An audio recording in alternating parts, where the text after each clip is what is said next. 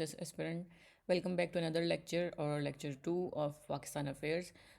इसमें हम जो डिस्कस करेंगे हम बेसिकली डिस्कस करेंगे पॉलिटिकल एवोल्यूशन ऑफ पाकिस्तान. इसको हम स्टार्ट करेंगे 1947 से. 1947 से स्टार्ट करेंगे और हम इसको अंटिल 2026 तक इसकी बात करेंगे. लेकिन जो आज का हमारा पर्टिकुलर लेक्चर है वो जो है सिर्फ और सिर्फ हमारे पास 58 तक कवर करेगा. सो जो हमारी फर्स्ट सबसे पहले हेडिंग है वो होगी multiple challenges, limited options, making sense of early decade. जो हमारी जो फर्स्ट बात है ये कह रही है कि हमें जब स्टार्ट था तो इसमें मल्टीपल चैलेंजेस थे. हमारे पास जो ऑप्शंस थे they were very limited and making sense of early decade. मतलब हम सेंस बनाने की कोशिश कर रहे हैं, हमें समझने की कोशिश कर रहे हैं एक्चुअली हो क्या रहा था. जब पाकिस्तान का आइडिया फॉरवर्ड हुआ, जब कायद अज़म ने या हमारे डिफरेंट लीडर्स ने प्रपोज़ किया कि पाकिस्तान हम एक कंट्री बनाना चाह रहे हैं जो based on two nation theory, हम इसमें पाकिस्तान बनाना चाह रहे हैं, तो उसमें जो सबसे पहला सवाल आया था वो यही था कि पाकिस्तान की इकोनॉमिक और फाइनेंशियल सिचुएशन क्या होगी. इसमें मुझे एक ऑथर याद आ रहा है जिनका नाम था बेवर्ली निकोलस, जिन्होंने कायद से पूछा था 1943 में. ये आप नोट भी कर सकते हैं इसको, जो हमारे पास कोर्ट्स में आपको हेल्प हो जाएगा इसको कोट करने में.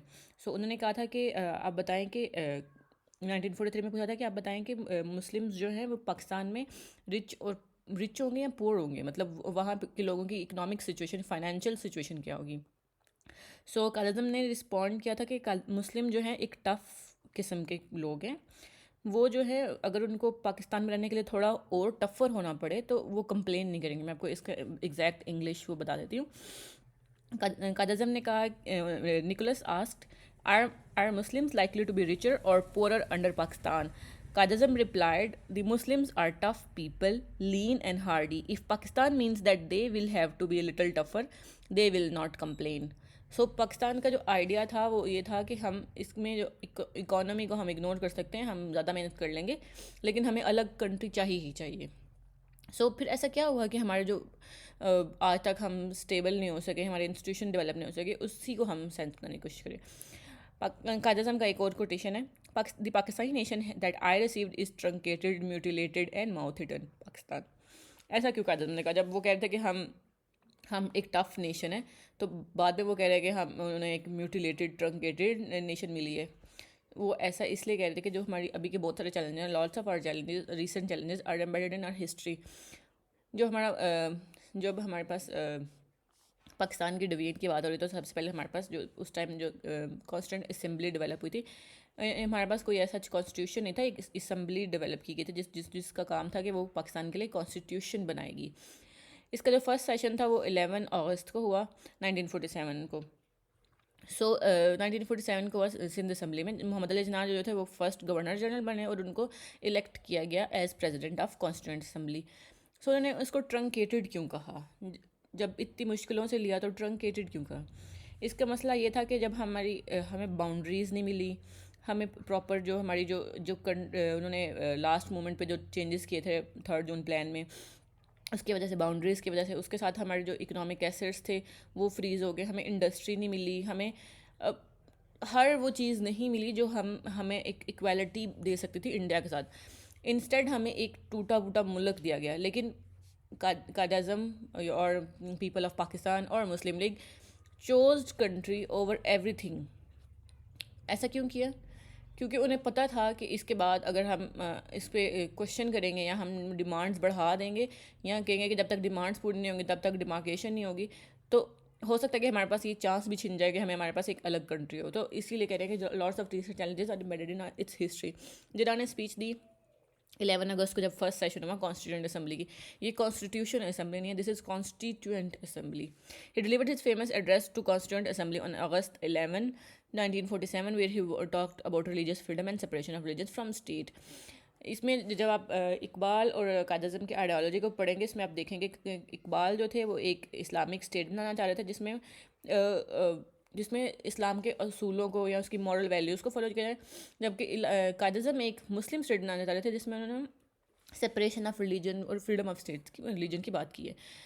इसमें कायद आज़म क्या कह रहे हैं, you are free to go to your temple, mosque और any other place of your worship in this state of Pakistan. इसके आगे भी जो कंटिन्यूटी है वो ये है कि your religion has nothing to do with the business of state. Early constitutional hurdles क्या हैं। सबसे पहले हमने पढ़ा कि जो हमारी जो बहुत सारे जो चैलेंजेस है उसके जो है हिस्टोरिकल कॉन्टेक्स्ट है, उसमें हमने देखा कि उसमें बाउंड्रीज़ का मसला है, उसमें एसेट्स का मसला है, उसमें इकोनॉमिक चैलेंजेस हैं।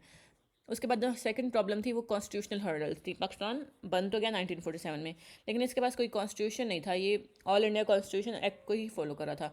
1956 में हमारा पहला कॉन्स्टिट्यूशन आया, तो इतना टाइम हमें क्यों लगा, इसको डिस्कस करते हैं। इसमें प्रॉब्लम ये आई थी कि जो हमारे पास early constitutional problem of stem from its political instability, lack of consensus and structural challenges faced by new state after independence. उस टाइम क्या चल रहा था कि एक म्यूजिकल चेयर चल रही थी, कॉन्टीन्यूसली हमारे जो थे पीएम्स चेंज हो रहे थे। इस टाइम में हमारे पास 7 PM चेंज हुए हैं। 7 PM चेंज हुए हैं। हमारे पास पॉलिटिकल इंस्टेबिलिटी, ये शो करता है कि म्यूजिकल चेयर चल रही है कि जो आएगा उसके ऊपर बैठेगा, फिर थोड़ी बाद चेयर खिंच जाएगी उसके नीचे।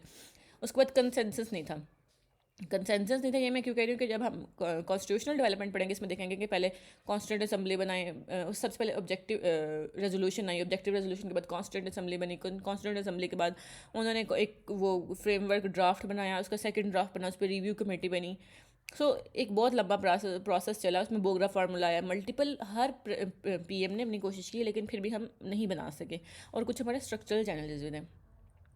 Following the partition of British India, Pakistan lacked experience, leadership and administrative resources. अब इसमें ऐसा क्यों कह रहे हैं कि पाकिस्तान के पास एक्सपीरियंस नहीं था, क्योंकि जैसे ही हमारा पाकिस्तान बना तो next year Quaid Azam died, founding father की डेथ एक वैक्यूम क्रिएट कर गई। उसके बाद after founding father Liaquat Ali Khan died, then हमारे पास रिसोर्सेज थे, इंडिया ने हमारे जो थे एसेट्स वो फ्रोज कर दिए थे, उन्होंने देने से इनकार कर दिया, उन्होंने कहा कि ये हमारे अगेंस्ट ही यूज़ करेंगे जंग में।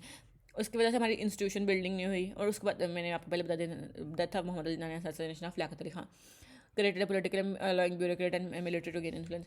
इसमें आप जो है ना सबसे अच्छा जो हमारे पास मिलिट्री ब्यूरोक्रेसी ओलिगार्की में आप हमजा अलवी को हमेशा कोट कर सकते हैं। आप जब भी बात करें कोशिश किया करें किसी ऑथर को कोट करके बात किया करें कि हमजा अलवी की बुक को आप कोट कर सकते हैं। मैं आपको लास्ट पे इसके रेफरेंस भी बुक का दे दूँगी। उसके बाद जो सबसे मेजर इशू था was disagreement over the nature of constitution. उसमें सबसे बड़ा डिसएग्रीमेंट था नेचर ऑफ कॉन्स्टिट्यूशन का between Islamic and secular vision, reflected debate around objective resolution. Further more the tension between East and West Pakistan. अब जो constitutional problems तो थी, लेकिन ईस्ट और पाकिस्तान में भी, वेस्ट में पाकिस्तान में भी बहुत सारी टेंशन्स थी। Over representation and resource distribution, cost political deadlock specially due to population difference and parity formula. अब ये क्यों कह रहे हैं population difference and parity formula? Population difference क्या था कि वहाँ पे जो टोटल पॉपुलेशन थी, जो वेस्टर्न पाकिस्तान की पॉपुलेशन थी दैट वाज 44%, जबकि जो ईस्टर्न पाकिस्तान की पॉपुलेशन थी दैट वाज 56%। लेकिन जो पॉलिटिकल डोमिनेंस थी वो वेस्टर्न पाकिस्तान की थी, जिसकी वजह से पैरिटी फार्मूला जो उन्होंने सीट्स मांगी, और उन्हें जब हम ये कॉन्स्टिट्यूशनल डेवलपमेंट में पढ़ेंगे तो देखेंगे कि इसमें सीट्स की प्रॉब्लम थी, उसमें लैंग्वेज की प्रॉब्लम थी, और ये हमारे पास एक उसने रिफ्ट क्रिएट कर दिया। जो बार बार हमारे पास ड्राफ्ट बनते थे, उसके रिव्यूज़ होते थे, वो बेसिकली बंगाल की सीट्स पे होते थे, जो करंट बांग्लादेश है, उससे पहले जो थे वो ईस्ट पाकिस्तान था। Okay, frequent changes in government, delay in constitution making and dismissal of constituent assembly by governor general Ghulam Mohammad in 1954 further undermine democratic development. इसमें हम पढ़ेंगे भी कॉन्स्टिट्यूंट असेंबली जब डिजॉल्व हुई, जिसमें मौलवी तमीज़ुद्दीन केस जो पाकिस्तान में सबसे फर्स्ट केस आया था, जिसमें डॉक्ट्रिन ऑफ नेसेसिटी को यूज़ किया था, वो भी हम अभी पढ़ेंगे next. This issues collectively delayed the adoption of first constituent until 1956, weakening democratic foundation in Pakistan. उसके बाद हमारे पास सेकंड प्रॉब्लम थी Pakistan nationalism and different debate, socio cultural plurality and religion as sole marker of identity. अब कह रहे हैं कि जब हमने पाकिस्तान को एज स्टेट हमने डिमांड की, तो हमने 2 नेशन थ्योरी में डिमांड की। 2 नेशन थ्योरी क्या थी कि हमें मुस्लिम और जो इंडिया मुस्लिम और हिंदू नेशन की बेसिस पे हमने 2 सेपरेट नेशन में। जब आपने ये क्वेश्चन अटेम्प्ट करना है तो आपने डायरेक्ट इसको इस्लाम की तरफ नहीं लिख देना, आपने इसको एज होल डिस्कस करना है। वो क्या कहते हैं, सबसे पहला सवाल आया कि whether Pakistan should be an Islamic state और मुस्लिम स्टेट। अब इसमें क्या प्रॉब्लम थी, इस्लामिक स्टेट जो है वो हमारे पास होगी जो है इस्लाम और सुन्ना को फॉलो करेगी। अगर मुस्लिम स्टेट होगी तो वो मुस्लिम मेजोरिटी स्टेट होगी। अब मुस्लिम मेजोरिटी स्टेट होगी अगर, तो मुस्लिम मेजोरिटी स्टेट है, तो हमें कैसे मुस्लिम मेजोरिटी स्टेट चाहिए? सेकुलर चाहिए, या क्लर्जी इन्फ्लुएंस चाहिए, या थियोक्रेटिक चाहिए? और अगर हम इस्लामिक स्टेट बनाना चाह रहे हैं तो उसमें इस्लाम और सुन्ना को फॉलो किया जाएगा, तो उसमें इस्लामिक इंटरप्रिटेशन कौन सी होगी, ट्रेडिशनलिस्ट होगी या मॉडर्निस्ट होगी। जो इसमें मॉडर्निस्ट और ट्रेडिशनलिस्ट क्या है, जो मॉडर्निस्ट स्कूल ऑफ थॉट है ना, या जो इस्लाम को इंटरप्रेट करें, वो कह रहे हैं कि डेमोक्रेसी जो है वो एंटीथेसिस नहीं है इस्लाम का। क्योंकि डेमोक्रेसी हम जब हम देखते हैं कि हज़रत उस्मान की सिलेक्शन या हज़रत अली की सिलेक्शन, तो वो कहते हैं कि एक काइंड ऑफ डेमोक्रेसी थी। ट्रेडिशनलिस्ट क्या कहते हैं कि जो हमारे पास जो डेमोक्रेसी है वह एंटीथेसिस ऑफ इस्लाम है। और लेकिन इसमें भी डिफरेंट व्यूज़ आ जाते हैं कि क्लर्जी जो हैं डिफरेंट सेक्ट्स हैं, डिफरेंट जगह पे डिफरेंट स्कूल ऑफ थॉट की डिफरेंट इंटरप्रिटेशन है, तो इसमें ये प्रॉब्लम आ जाती है। अगर हम सोच रहे हैं, हमारे पास दो डिबेट्स हैं, मुस्लिम state versus Islamic state, secular state versus theocratic debate. अब सेकुलर स्टेट क्या है कि जिसमें हम मुस्लिम मेजोरिटी मुस्लिम स्टेट हो, लेकिन इस्लाम जो है वो एज हमारा जो स्टेट रिलीजन नहीं हो, separation of religion and state affair, मतलब ये सेपरेट हो, जैसे कायद अज़म ने कहा। लेकिन जो एक थियोक्रेटिक व्यू है वो है कि रिलीजन कंट्रोल स्टेट्स अफेयर। अब जो हम जाते हैं आगे, नेक्स्ट जो हमारे पास फर्स्ट प्रॉब्लम आ गई कि हम यही डिफाइन नहीं कर पाते कि हमें मुस्लिम स्टेट चाहिए या हमें इस्लामिक स्टेट चाहिए। अब सेकंड प्रॉब्लम ये था कि हम ये भी डिसाइड नहीं कर पा रहे थे कि हमें लैंग्वेज कौन सी चाहिए। अब जो पाकिस्तान, अब इसमें आपको समझने की ज़रूरत है, इंडिया पाकिस्तान की डिवीजन भी लैंग्वेज से ही स्टार्ट हुई थी, लैंग्वेज प्रॉब्लम थी। अब पाकिस्तान एक ऐसी ऐसी स्टेट थी जो जिसमें हमारे पास मल्टीपल, यहाँ पे मल्टीलिंगुअल सोसाइटी थी। और यहाँ पे डोमिनेंस ऑफ ईस्ट क्यों कहा जा रहा है कि जो उर्दू स्पीकिंग लोग थे वो अराउंड 4 to 5% लोग थे जो एग्जैक्ट उर्दू स्पीकिंग थे। अगर आप हार्डली अगर मल्टीपल अगर आप देखते हैं तो आपको पता चलता है कि अराउंड 11% से ज़्यादा नहीं थे। जब हमारे पास हम ये देखते हैं तो पता चलता है कि लैंग्वेज एक बहुत बड़ा मसला थी। जब इंडिया पाकिस्तान की सेपरेशन हुई तो वो भी उर्दू हिंदी कंट्रोवर्सी से हुई। सो उसके बाद जो हमारे पास पाकिस्तानी नेशनलिज्म, अब जो पाकिस्तानी नेशनलिज्म है इसमें क्या हम कहना चाह रहे हैं, इसमें कहना चाह रहे हैं कि जो कि दुनिया में जब नेशन स्टेट्स बनी थी तो ट्रीटी ऑफ वेस्टफेलिया के बाद बनी थी जो 1648 में आई। अब ट्रीटी ऑफ वेस्टफेलिया क्या कहती थी, ट्रीटी ऑफ वेस्टफेलिया उन लोगों को नेशन कहती थी जो कि हमारे पास group of people having same ideology, geography, culture and territory. लेकिन ईस्ट के साथ हमारा क्या प्रॉब्लम था, हमारा कोई कॉमन जोग्राफिया नहीं था। जो हमारे पास हम लोग सेपरेटेड थे 1600 किलोमीटर, हमारे पास दरमियान में जो थी डिफरेंस था। कोई मतलब आपके पास कॉमन जियोग्राफिया नहीं है, यहाँ 1000 माइल्स ऑफ इंडियन टेरिटरी हमें सेपरेट कर दी। हमारा कोई रोड नेटवर्क नहीं वहाँ जाता था। वहाँ पे हमारे पास यहाँ आप बाय सी जा सकते हैं या बाय एयर जा सकते थे सिर्फ। उसके बाद जो था जो हमारे पास ढाका और कराची पोर्ट का जो डिस्टेंस था वो 2300 किलोमीटर था। मतलब आप देख रहे हैं कि कनेक्टिविटी भी नहीं थी वहाँ पे। उसके बाद मल्टीलिंगुअल सोसाइटी थी कि हमारे पास कल्चर भी सेम नहीं था दोनों का। जो हमारे पास अगर इसमें हम कहते हैं कि पाकिस्तान में जो मल्टीपल लैंग्वेजेस बोली जाती हैं, समझी जाती हैं, और हमारे पास हर जो 46 किलोमीटर पे, अभी भी करंट पाकिस्तान में हर 46 किलोमीटर में हमारा एक्सेंट चेंज हो जाता है, हर 51 किलोमीटर में हमारी लैंग्वेज चेंज हो जाती है। और जो हमारे पास सिर्फ 6 to 7% उर्दू स्पीकिंग लोग थे। नो कॉमन जोग्राफी हमने डिस्कस कर लिया, multi language society, multi cultural society. अब क्या था कि जो हमारे पास जो बंगाली कल्चर था ना वो बहुत डिफरेंट था। उसको जो हमारे वेस्टर्न पाकिस्तान के लोग थे they called it Hindu influenced culture, क्योंकि उनका ड्रेस डिफरेंट था, क्योंकि और उनके हम जो बोलने का अंदाज, बात करने का, and they were politically more active and literate person. मतलब वहाँ पे लिटरेसी रेस हमसे बहुत ज़्यादा था। और जो हमारी जो इसमें एक और भी बात है, जो हमारी जो इस्लामिक वो थी ना, जो ये स्टार्ट होती है, ये बेसिकली दिल्ली, लखनऊ और भोपाल से स्टार्ट हो, जिसमें हमने पाकिस्तान की डिमांड शुरू की। और जहाँ पे उर्दू स्पीकिंग लोग थे। बंगाल में तो हमेशा से बंगाली, इसमें अगर आप पढ़ें बुक जो है ए कंसाइज हिस्ट्री ऑफ पाकिस्तान, तो उसमें वो ऑथर मेंशन भी करता है, जब आप ईस्ट पाकिस्तान की सेपरेशन पढ़ा तो उसमें बंगाली मूवमेंट की रूट्स बहुत पुरानी है। ये इसकी रूट्स हाजी शरीयतुल्लाह से शुरू होती हैं। ये जब हम वो पढ़ेंगे तो मैं आपको एक्सप्लेन करूँगी हाजी शरीयतुल्लाह कौन थे और बंगाली मूवमेंट की रूट्स क्या थी एग्जैक्ट।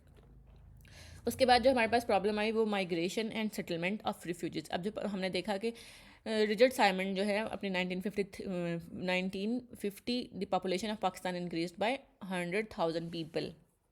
वो कह रहा है कि अपनी राइटिंग में लिखता है कि पाकिस्तान की जो उस टाइम पॉपुलेशन थी वो 100,000 पीपल से इंक्रीज़ हो गई थी। 100,000 नहीं, 10,100,000। आई बिलीव ये होगा, मेरे ख्याल से मेरी टाइपिंग एरर है, मैंने कर लिया, आप इसको करेक्ट कर सकते हैं। उसके बाद वो कह रहे हैं कि जो टोटल माइग्रेशन हुई थी, जो ये हमारे पास जो है UNHCR की रिपोर्ट्स हैं, जिसमें हमारे पास टोटल माइग्रेशन 15 मिलियन हुई थी। 7.2 to 8 मिलियन लोग जो थे इंडिया से पाकिस्तान आए थे, और उसमें से बहुत सारी जो थी फोर्स्ड एक्सपल्शन थी, जिसमें उन लोगों को फोर्सफुली जो था इंडिया से निकाला गया था। और 5.5 मिलियन लोग जो पाकिस्तान से इंडिया गए थे, इसको ब्लडी पार्टीशन कहा गया। UNHCR ने इसको ब्लडी पार्टीशन कहा, और उसने साइट किया कि टोटल 2 मिलियन लोग इसके पार्टीशन की वजह से डेथ हुई। People force. उसके बाद क्या हुआ, अब रिफ्यूजी, अब माइग्रेशन तो होगी, लेकिन जो रिफ्यूजी सेटलमेंट थी उसमें लोगों ने क्या किया, फॉल्स क्लेम्स किए। जो हमारे पास पूरा ये मॉडल टाउन और ये जो लाहौर का बड़ा मेजर एरिया डेवलप्ड है, ये सारे वो लोग हैं जिन्होंने फेक क्लेम्स किए। उसके बाद बहुत सारी हुकूमतों ने कोशिश की इस पर क्रैकडाउन करें, लेकिन नहीं, ऐसा सच नहीं कुछ हो सका। उसके बाद रिफ्यूजी कैंप्स, अब क्या था कि लोग आ गए, कैंप्स तो थे लेकिन उनकी कंडीशंस बहुत ख़राब थी, बेसिक फूड और बेसिक कमोडिटीज़ अवेलेबल नहीं थी। उसके बाद क्लैशेस होने लग गए। इसमें सबसे बेस्ट एग्जांपल जो MKM के मुहाजिर और लोकल आपस में जॉब्स के लिए लड़ने लगे, रिसोर्सेज के लिए लड़ने लगे। जो लोकल्स इनको लगने लगे कि मुहाजिर ने बाहर से आके हमारी लैंड पे भी कब्जा कर लिए, और उसके बाद एथनिक टेंशन्स भी जनरेट हो गई। अब जो वो एक मुल्क बना था, जो इस बेसिस पे बना था कि हम मुस्लिम्स हैं, अब वो मुस्लिम से हट के अब वो एथनिसिटी पे आना शुरू हो गए। सो ये सारी प्रॉब्लम में जो हमें कायद आज़म की बात थी, वो विश जो हमारी फॉरेन पॉलिसी थी कि we wish to live peacefully and maintain cordial relation with India just as US and Canada do, we have no aggressive design against anybody, Pakistan will never be found lacking extending hands to a friendship to India. ये हम आपको best जो जगह इसको coat करने की है वो फॉरेन पॉलिसी में है, जब आप फॉरेन पॉलिसी डिस्कस करेंगे पाकिस्तान की। लेकिन जो पीसफुल एंड कॉर्डियल रिलेशंस हैं, इसमें हम ये बात कर सकते हैं कि जो इंडिया से हमारे मुस्लिम्स को फोर्सफुली निकाला गया था, ये कह के कि आप लोग मुस्लिम हैं तो आप अपने मुल्क में जाएँ। तो इसमें एक वो बात है कि इंडिया ने जो हमारी जो गुडविल थी उसको प्रॉपरली एक्सप्लॉइट नहीं किया, या उसको प्रॉपरली ब्लूम नहीं होने दिया। उसके बाद हमारे पास अर्ली एडमिनिस्ट्रेटिव प्रॉब्लम्स, जो हमारे पास बहुत सारी सेंट्रल मिनिस्ट्रीज थी, फाइल्स थी, ट्रेन स्टाफ था, वो न्यू दिल्ली में रह गया। जो उस टाइम, अगर मुझे एग्जैक्ट रिपोर्ट याद है तो उस टाइम पाकिस्तान है हार्ड कंट्री में आई थिंक लिखते हैं, उसके ऑथर लिखते हैं कि उस टाइम सिर्फ हमारे पास 1200 टोटल जो स्टाफ आया था, जो फैक्ट्री वर्कर्स और सब कुछ इंक्लूड करके ओनली 1200 जो लिखना और पढ़ना जानते थे, ये स्टाफ जो काम कर सकता था। मैं गलत हो सकती हूँ उसमें, आप इसको प्रॉपर चेक कर सकते हैं। उसके बाद Pakistan begin with handful of civil servants, अब चंद एक सिविल सर्वेंट्स थे, no secretariat building, almost no paper work, top hierarchy was इधर ब्रिटिश ट्रेंड और ब्रिटिशर्स। वो कह रहे हैं कि जो हम कहते हैं ना बार बार कि एक हमारी कॉलोनियल स्टेट डेवलप हुई है, वो इसी वजह से हुई है कि हमारे पास सिविल सर्वेंट्स, चंद सिविल सर्वेंट्स थे, कोई सेक्रेटरीट नहीं था, और जो टॉप हायरार्की थी वो ब्रिटिश थे, ट्रेन थे या ब्रिटिशर्स थे, जिसकी वजह से हम एक कॉलोनियल स्टेट की सेटअप की तरफ चले गए। ये जो मैंने इन्फॉर्मेशन उठाई है, ये आयशा जलाल की बुक से उठाई है, आप आयशा जलाल को कोट कर सकते हैं। उसके बाद हमारे पास इकोनॉमिक चैलेंजेस, मैंने आपको पहले बताया कि इंडिया ने हमारे एसेट्स जो फ्रीज करते थे वो कैसे किए थे। इंडियन रिजर्व बैंक जो था उसके टोटल जो थे उसमें 4 बिलियन रुपीज़ थे at time of partition. Pakistan को जो थे उसके 750 मिलियन मिलने थे, आई बिलीव ये बनता है 1/4 पोर्शन मिलना था पाकिस्तान को। इसको पॉपुलेशन और जोग्राफिया के बेसिस पे इसको डिवाइड किया था, 1/4 पोर्शन, वो हमें 750 मिलियन मिलने थे। ऐसा क्यों मिलना था, क्योंकि 1 बिलियन जो था एक डेट था इंडियन उस पर बैंक पे, तो टोटल 3 बिलियन बच गए। 3 बिलियन में से 1/2 जो हमें मिलना था, 1/4 हमें मिलना था, उसमें 750 मिलियन हमें मिलना था। सो इंडियंस ने सिर्फ हमें 200 मिलियन रुपीज़ इमीडिएटली दे दिए, उसके बाद जो थे उन्होंने हमारे एसेट्स फ्रीज कर दिए। ऐसा उन्होंने क्यों किया, क्योंकि हमारे पार्टीशन के फ़ौरन बाद 1948 में ही हमारी फर्स्ट फाइट होती है हमारी, इसको हम क्या कहते हैं, मुझे फाइट का नाम नहीं याद आ रहा, जिसमें कश्मीर पे होती है, कश्मीरीज और ट्राइबल एरियाज़ के लोग फाइट करते हैं। सो उसमें क्या किया, नेहरू ने ये कोट करके हमारे एसेट्स फ्रीज कर दिए कि हम जो है ये वाले जो पैसा है ये इंडिया के अगेंस्ट यूज़ करेंगे, क्योंकि जब ये जंग हुई थी तो हमारे पास कोई वेपन नहीं था, कुछ भी नहीं था, हमने लाठियों से लड़ा था उनसे। सो नेहरू ने कहा कि इनके ये पैसा इंडिया के अगेंस्ट यूज होगा, तो इसलिए हम इनके एसेट्स इनको रिलीज़ नहीं करेंगे। अभी भी जो रिसेंटली हमारा जो बिलावल गए थे वहाँ पे इंडिया, तो उन्होंने कोट किया था कि इंडिया स्टिल ओज अस मनी। उन्होंने कुछ एग्जैक्ट फिगर्स को कोट किया था, आप इसको देख सकते हैं। सो जब उन्होंने हमारे पास यहाँ पे लोगों की हंगर की वजह से डेथ्स होने स्टार्ट होगी, तो फिर महात्मा गांधी ने मदद मदद रखा था और उनको असैसिनेट भी कर दिया था for being too soft to Muslims. उसके बाद इंडस्ट्री एलोकेशन, टोटल उस टाइम इंडिया में इंडस्ट्रीज़ थी वो 921 इंडस्ट्रीज थी, लेकिन पाकिस्तान के जो हिस्से में आए वो ओनली 34 इंडस्ट्रीज़ थी। जो हमारे पास पोर्ट्स थे वो 3 पोर्ट्स थे, एक कलकत्ता पोर्ट था, एक हमारे पास कराची और एक चिट्टागोंग पोर्ट था। उसके बाद जो है हमारे पास डेवलपमेंट जो थे, डेवलपमेंट क्या थे हमारे पास, नेग्लिजिबल डेवलपमेंट थी। ऐसा क्यों था? जो हमारे पास नॉर्मल जो मुस्लिम वॉरियर्स थे वो सारे जीटी रोड के रास्ते से आए थे। उन्होंने जितने डेवलपमेंट्स किए उन्होंने जीटी रोड वाले एरिया में किए, जो हमारा पंजाब वाला एरिया है या जो केपीके वाला एरिया है इसमें हुई। लेकिन जो यूरोपियन नेशंस थी वो सी रूट से आई थी, तो उन्होंने डेवलपमेंट स्पोर्ट्स के करीब की। तो कॉन्सिक्वेंटली जो हमारे जो एरियाज़ थे, जो हमारे नॉर्दर्न वेस्टर्न एरियाज़ थे, वो अंडर डेवलप्ड रह गए। इनको कहते थे मार्शल रेसेस, नीचे मैंने लिखा हुआ है। जो पंजाब था वो बेसिकली मार्शल बेस था, जिसकी वजह से जो थे गोरे वो सोचते थे कि जब माउंटेनस एरिया के लोग हैं वो मार्शल रेसेस हैं, सो ये लड़ाई में हमारे ज़्यादा बेहतर काम आएंगे। तो वो जो थे ऐसी एरियाज़ जहाँ पे लो रेवेन्यू जनरेट होता हो वहाँ पे इन्वेस्टमेंट भी लो ही करते थे। उसके बाद जो हमारे पास जो प्रॉब्लम थी वो लैंड लिटरेसी, जो हमारी 35.1% लैंड थी वो हमें पता ही नहीं था। ये भी पाकिस्तान ने हार्ड कंट्री से मैंने लिया। Land was not known whether it was irrigable और नॉट। और जो हमारा लिटरेसी रेट था वो टोटल 16% था। इसमें जो मेजोरिटी पॉपुलेशन थी वो ईस्टर्न पाकिस्तान में लिटरेट थी। Idea of Pakistan and issue of minorities, जो पाकिस्तान था वो सेपरेट हुआ था based on 2 nation theory. Quaid Azam ने कहा कि you may belong to any caste और creed that has nothing to do with the business of state. और इसकी जो हमारे पास बेस्ट एग्जांपल है कि पाकिस्तान में माइनॉरिटीज़ को इक्वल राइट्स दिए, वो थे हमारे जो फॉरेन मिनिस्टर थे जोगिंदर नाथ साहिब जो थे। उनको एक वो हिंदू थे, उनको हमने फॉरेन मिनिस्टर बनाया था। तो ये बताया इसमें कादिज़म के एक और भी कोड आता है कि मेरे माइंड से भी आ रहा था फिर निकल गए, जिसमें उन्होंने कहा था कि जो माइनॉरिटीज़ हैं हमारे पास जो पाकिस्तान में जो माइनॉरिटीज़ हैं उनको इक्वल राइट्स मिलेंगे, और वी एक्सपेक्ट कि इंडिया में भी जो हमारे मुस्लिम माइनॉरिटीज़ हैं उनको भी उनके साथ भी ऐसा ही ट्रीटमेंट होगा। आई don't remember his exact words. उसके बाद जो हमारे पास नेक्स्ट प्रॉब्लम थी वो ये थी, early death of Quaid Azam vision of founding father compromise by subsequent generations.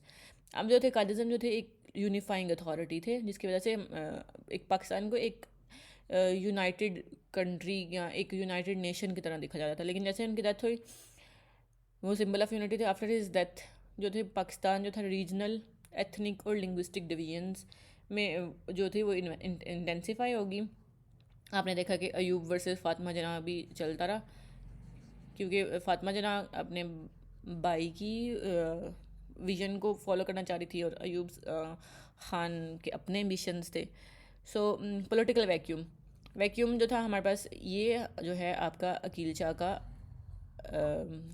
Thesis है, जिसमें वो कहते हैं कि मिलिट्री ब्यूरोक्रेसी ओलिगार्की। अब ये क्या कहते हैं कि ये जो मिलिट्री और ब्यूरोक्रेसी थी ना, इन्होंने मिल के स्टेट को रन करना शुरू कर दिया, और फिर इनके इसमें उन्होंने अपने बिजनेसेस डेवलप कर लिए। अब जब किसी भी इंस्टीट्यूशन का अपना फाइनेंशियल इंटरेस्ट डेवलप हो जाता है तो वो कभी भी अपना जो वो है जो उन्होंने होल्ड रखा होता है किसी सिस्टम पे वो छोड़ते नहीं हैं। ये हमजा अलवी को भी आप कोट कर सकते हैं, अकील शाह को भी कोट सकते हैं, दोनों का इस पे काम है। The state in the post colonial state, जो हमजा अलवी की बुक है, state in post colonial society, this led to state being manipulated by foreign powers specially during the cold war affecting the executive legislature and judiciary. वो कह रहे हैं कि जब इस सिचुएशन में अगर आप साथ साथ अगर आप यूएस की सिचुएशन को याद रखें तो उस टाइम कोल्ड वॉर चल रही थी बिटवीन यूएसएसआर एंड यूएसए, जिसकी वजह से जो हमारी एग्जेक्टिव जुडिशरी एंड लेजिस्लेटिव तो उस पर बहुत इफेक्ट आया था, क्योंकि यूएसए ने हर उस रिजीम को, वेदर इट वाज अथॉरिटेटिव या वेदर इट वाज डेमोक्रेटिक, उसने उसको सपोर्ट किया था जो उसको कोल्ड वॉर में बेनिफिट देते। इसमें स्टैनली वॉलपर्ट ने जनाब पाकिस्तान में जना के बारे में लिखा है कि few individuals significantly alter the course of history, fewer still modify the map of the world, hardly anyone can be credited with creating a nation. Mohammad Ali Jinnah did all three. So इसको आप कोट कर सकते हैं। उसके बाद GWF हिगल को भी coat कर सकते हैं, जिसने कहा कि we learn nothing from history.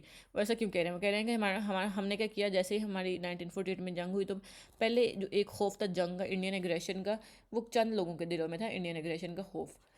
लेकिन जैसे ही 48 में जंग हुई तो उन्होंने, जो चंद लोग थे, लोगों ने समझा कि ये तो, इनको तो सब पता है, ये लोग बातें कर रहे थे वो बिल्कुल ठीक थी। तो हमने क्या किया, स्टेट बिल्डिंग पे काम करना शुरू कर दिया, जबकि नेशन बिल्डिंग पे काम करना। ये IR में भी एक कॉन्सेप्ट है जिसमें हम कहते हैं कि दुनिया में जो स्ट्रक्चर है वो एनार्किक है, और जो हमें डेवलपमेंट जो है, हमें अपने ना वेपन्स या अपनी जो पावर है उसको इंक्रीज़ करना, मैक्सिमाइज करना चाहिए टू इंक्रीज टू अचीव जो है हमारे स्टेट गोल्स। सो नॉर्मली क्या होता है, जो एंड जो गोल होता है इसमें, एंड गोल होता है वो ह्यूमन डेवलपमेंट होती है।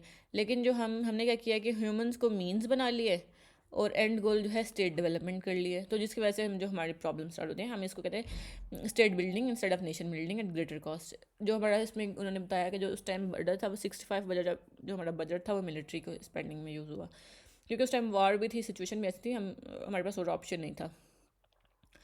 इसी को कोट करते हुए GF हेगल ने कहा था कि we learn nothing from history. Muslim League was hijack by feudal lords and nationalist movements disappeared. आप देखेंगे जो हमारे फ़िरोज़ ख़ान नून जो थे वो हमारे फ्यूडल लॉर्ड्स थे, फ्यूडल लॉर्ड में से एक थे। और आप जो जितने भी हमारे पास अर्ली जो आप देखेंगे PMs या गवर्नर जनरल्स, उन वो लोग सारे जो थे इसी इसी कैटेगरी से आते थे। इधर देवर फ्यूडल लॉर्ड्स, इधर देवर मिलिट्री पर्सनल्स और bureaucrats. Ayub Khan was also military personnel. So political instability, and economic crisis. Pakistan history from 1947 and 58 7 PM change. ये मैंने आपको पहले बता दिया कि म्यूजिकल चेयर चले थे, 7 PM चेंज हो गए, symbolizing lack of stable parliamentary governance. This political disillusionment this created a weak ruling system leading to political and weak institution, political instability and economic and integrated political chaos, uncertainty. उसमें हमारे पास अभी तक हमारे country में 3 कू हो चुके हैं। पाकिस्तान में अयूब खान ने क्या कहा था, जैसे उसने हुकूमत संभाली, उसने कहा कि Pakistan was at verge of bankruptcy and army saved it. उसके बाद जो हमारे पास सबसे ज़्यादा जो हमारे कंट्री में एक वो प्रेसिडेंट सेट हुआ था वो 1955 में या 1954 में एग्जैक्टली हुआ था। वो था dissolution of constituent assembly and मौलवी तमीज़ुद्दीन। अब क्या हुआ था कि मौलवी तमीज़ुद्दीन जो थे वो हमारे पास कॉन्स्टिट्यूंट असेंबली के स्पीकर थे। जैसे ही कॉन्स्टिट्यूंट असेंबली डिज़ोल्व हुई तो मौलवी तमीज़ुद्दीन की भी सीट गई, उन्होंने केस कर दिया प्रेसिडेंट पे। जैसे उन्होंने प्रेसिडेंट पे केस किया तो वो अपना केस लेके गए सिंध कोर्ट में। उस टाइम सिंध कोर्ट में लेके गए तो सिंध कोर्ट में उनका केस जो था, उन्होंने जो प्रेसिडेंट का डिसीजन था उसको वो कर दिया, मैंने नीचे लिखा भी हुआ है। तमीज़ुद्दीन ने चेंज किया तो जो कोर्ट का डिसीजन था वो इन फेवर ऑफ तमीज़ुद्दीन था और डिसोल्यूशन डिक्लेयर्ड इनवैलिड। उन्होंने उसको कहा कि ये इनवैलिड डिसोल्यूशन है, कॉन्स्टिट्यूंट असेंबली अपना काम करेगी कॉन्स्टिट्यूशन डेवलपमेंट की बात। जो प्रेसिडेंट था उन्होंने फेडरल कोर्ट में, उस टाइम फेडरल कोर्ट का नाम था चीफ कोर्ट में उसको दोबारा से अपील किया। और उसके बाद जो है जस्टिस मोहम्मद मुनीर जो थे उस टाइम के हमारे चीफ जस्टिस थे, उन्होंने वर्डिक्ट दिया जो हमारे पास डॉक्ट्रिन ऑफ नेसेसिटी, जिसको बार बार हर मार्शल लॉ में जिसको यूज़ किया गया है टू जस्टिफाई मार्शल लॉ। उसमें उन्होंने क्या किया, उन्होंने फेडरल जो सिंध कोर्ट का वर्डिक्ट था उसको ओवरटर्न कर दिया और गवर्नर जनरल के एक्शन को अपहोल्ड किया। प्रेसिडेंट नहीं थे उस टाइम हमारे पास, गवर्नर जनरल थे। प्रेसिडेंट तो हमारा 1956 कॉन्स्टिट्यूशन बनने के बाद प्रेसिडेंसी आई थी। उसके बाद डॉक्ट्रिन ऑफ नेसेसिटी क्या था? डॉक्ट्रिन ऑफ नेसेसिटी जो था हमारे पास कैल्सन का एक डॉक्ट्रिन था, जिसमें उन्होंने कहा कि state necessity can justify action otherwise unconstitutional. जो हम स्टेट नेसेसिटी का मतलब होता है कि कभी कभी ऐसे हमें स्टेट को फैसले करने पड़ जाते हैं जो नॉर्मल सिचुएशन में हम उनको अनकॉन्स्टिट्यूशनल कहते हैं, लेकिन उस टाइम जो कंडीशंस होती हैं वो डिमांड करी होती हैं। इसकी इम्प्लीकेशन क्या है? कि एक्स्ट्रा कॉन्स्टिट्यूशनल एक्शन को लेजिटिमाइज कर दिया। अयूब खान का जो हमारे पास मार्शल लॉ था वो भी वो हो गया, वैलिड हुआ इसी कॉन्स्टिट्यूशन डॉक्ट्रिन ऑफ नेसेसिटी की वजह से। एग्जेक्टिव अथॉरिटी को स्ट्रेंथन किया, वीक पार्लियामेंट्री सॉवरेनिटी होगी और set president for future military and legal interview. ये मैंने आपको पहले बता दिया। इसमें 200 केस भी हम आगे पढ़ेंगे। क्रिटिसिज्म क्या आया? क्रिटिसिज्म ये आया कि जो नेल्सन की थ्योरी थी, जो डॉक्ट्रिन ऑफ नेसेसिटी, कैल्सन ने खुद लेटर एक्सप्लेन किया कि पाकिस्तान ने इसको गलत इंटरप्रेट किया है, और judicial validation of unconstitutional act और open door for martial law. उसके बाद जो हमारे आप एग्ज़ाम में लिख सकते हैं, जो एक क्विक लाइन लिख सकते हैं, वो लिख सकते हैं कि Maulvi Tamizuddin case led the foundation of doctrine of necessity enabling validation of unconstitutional acts in Pakistan. इसके बाद ही हमारे पास मिलिट्री ब्यूरोक्रेसी oligarchy established हुई। Judiciary sometimes has to be read the circumstances beyond legal grounds and make decision based on necessity compromise decree. This led to military bureaucracy oligarchy became a permanent part of judiciary. उसके बाद जो हमारे पास last है वो personal ambitions of Ayub Khan, decade of power politics. उसके बाद हम पढ़ेंगे कि 1958 में जब अयूब खान आया तो उसके बाद क्या क्या हुआ। अयूब खान के जो एम्बिशंस थे, I think more of he had a good luck. उनके पास गुड लक थी कि जो हम उनसे जो ऑल जो उनके मेजर वो थे सीनियर्स थे, they died in plane crash. General Iftikhar और शेर खान दोनों जो हमारे कमांडर इन चीफ थे और डिफेंस मिनिस्टर थे, वो उनकी डेथ होगी। आयशा जलाल अपनी बुक में लिखती हैं कि struggle for Pakistan a Muslim homeland and जो ग्लोबल पॉलिटिक्स के cold war alliance reinforce authoritarian regime in Pakistan with US support allowing military regime to bypass accountability. वो ऐसा क्यों कह रही हैं? वो ऐसा इसलिए कह रही हैं कि जो यूएस था वो चैम्पियन ऑफ डेमोक्रेसी था। वो बार बार बात कर रहा था कि हम डेमोक्रेसी इस्टेब्लिश करेंगे दुनिया में, लेकिन जब अयूब खान ने मार्शल लॉ लगाया तो यूएस ने उसको अप्रूवल दी। ना सिर्फ अप्रूवल दी बल्कि सपोर्ट भी किया, क्योंकि दे अश्योर्ड के वो यूएस को उसके एम्बिशंस को वो करने के लिए, फुलफ़िल करने के लिए हेल्प करेंगे। सो आयशा जलाल इसीलिए लिखती हैं कि जो यूएस ने जो सपोर्ट की है मिलिट्री को, उसकी वजह से पाकिस्तान में मार्शल लॉ रीइंफोर्स हुआ था। उसमें role of US in cold war politics ये हम पहले डिस्कस कर लें। इसमें हेनरी किसिंजर ने कहा यू पे the price of US enmity. इसमें एनमिटी नहीं, प्लीज़ सॉरी, एनिमोसिटी। मैंने ये करेक्ट किया था, शायद सेव नहीं किया। एनिमोसिटी एंड यू ऑल्सो पे फॉर यूएस फ्रेंडशिप। इसका क्या मतलब है? वो कह रहे हैं कि जब यूएस से लड़ाई होती है तो आप ईरान को देख लेंगे, आप बार बार आपकी लड़ाइयाँ होती हैं, जब आप उसके फ्रेंड होते हैं तब भी आपकी प्राइस, आप इसमें पाकिस्तान को देख लें। कैसे कि पाकिस्तान में यूएस की फ्रेंडशिप की वजह से हम बार बार, कभी हम हमारे पास मार्शल लॉ लगा, कभी हम अफ़गान जिहाद में इन्वॉल्व हुए, कभी हम वॉर ऑन टेरर में इन्वॉल्व हुए। सो इस पर हमारी इकॉनमी में बैकलैश आता है। सो इसमें हेनरी किसिंजर को आप कोट कर सकते हैं। जब अयूब के दौर में, जब हमारा गोल्डन टाइम पीरियड जिसको कहते हैं, हम वहाँ पे पाकिस्तान जो था थर्ड रेसिपिएंट था after Egypt and Turkey of US add, biggest recipient of US add. उसके बाद आयशा जलाल कहती हैं कि ये मैं आपको पहले बता चुकी हूँ कि American ambassadors and Pakistani president governing assuring it would work. Ayesha Jalal एक मीटिंग मेंशन करते हैं अपनी किताब में, जिसमें अमेरिकन एम्बेसडर्स और अयूब खान की आपस में मीटिंग होती है, जिसमें वो डिस्कस करते हैं क्योंकि US was champion of democracy, but Ayub Khan का जो था वो अथॉरिटेरियन रूल था, तो उन्होंने अश्योर किया था कि वो यूएस को हेल्प करेंगे, जिसकी वजह से स्टीफन ने कहा था कि Pakistan is ruled by 3 A's, Allah, army and America. ये इन्होंने अपनी बुक में लिखा हुआ है, या आप उनकी बुक में वेरीफाई भी कर सकते हैं। उसके बाद हमारे पास 200 केस आया। जो 200 केस था वो एक बहुत ज़रूरी 200 केस, बहुत ज़रूरी केस है। ये 1956 में आया, जिसको पूरी पाकिस्तान या पूरी दुनिया देख रही थी कि इसमें क्या होगा। ये बेसिकली एक बलोचिस्तान के ट्राइबल एरिया से एक पर्सन था, जिनको वहाँ पे जो थी वो फांसी की सज़ा हुई थी। इन्होंने पाकिस्तान में अपील की, फेडरल कोर्ट में अपील की कि हमारे पास ना, मैं सिटीज़न ऑफ पाकिस्तान हूँ, I have right to live, और मुझे जो है पाकिस्तान के कॉन्स्टिट्यूशन के अकॉर्डिंग पनिशमेंट मिले। उस टाइम कॉन्स्टिट्यूशन बन गया हुआ था 56, लेकिन जो हमारे ट्राइबल एरियाज थे वहाँ पे कॉन्स्टिट्यूशन नहीं फॉलो हुआ होता। वहाँ पे उनका एक सेपरेट ब्रिटिश इंडिया के टाइम का एक वो है फ्रेमवर्क है, वो फॉलो होता है। मैं इसको exact I don't remember the name, actually I am very bad with names, dates.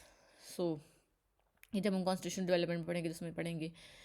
सो उन्होंने क्लेम किया कि मैं अब कॉन्स्टिट्यूशन बन गया, मैं सिटीज़न ऑफ पाकिस्तान हूँ, तो मुझे कॉन्स्टिट्यूशन के अकॉर्डिंग सज़ा मिले, मेरी पनिशमेंट जो है उस फ्रेमवर्क के अकॉर्डिंग ना हो, जिरगा सिस्टम के अकॉर्डिंग ना हो।